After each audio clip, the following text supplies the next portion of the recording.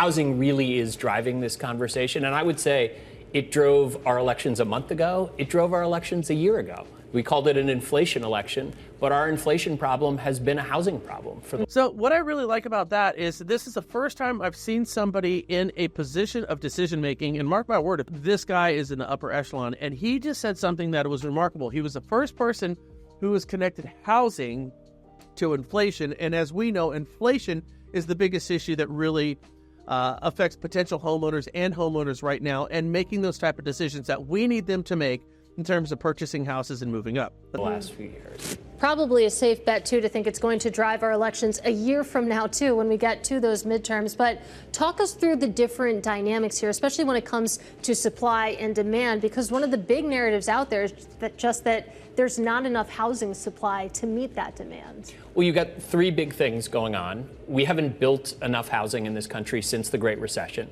so we have a supply gap.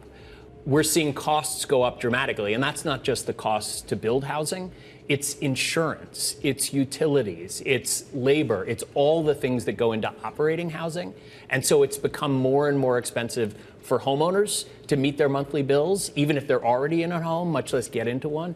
And it's true for renters, too, that the cost of maintaining rental housing has gone up dramatically. Okay, a day late and a dollar short, isn't it? We're talking about insurance and the cost of insurance. This is not a problem. This is an epidemic that we have right now. It's surprising that it's taken this long for anybody in a position of authority to connect these dots and actually have a forward-facing conversation about this. Again, assuming potentially having, a change at the executive level in terms of political parties, Donovan is going to be somebody who's going to be a big player in this. And what I'm hearing from him, putting housing in the forefront, is the most encouraging piece of information I've heard in a number of years. Never seen an affordability crisis like this in the history of keeping the numbers. With regards, though, to... Okay, we have never seen an affordability crisis like this ever.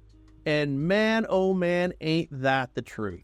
So Sean Donovan right now, boy, we love what he's saying. I kind of would like to see him in a position to where he's actually doing things that are helping, with housing, with the mortgage industry, and he is certainly the person who can go ahead and make that happen.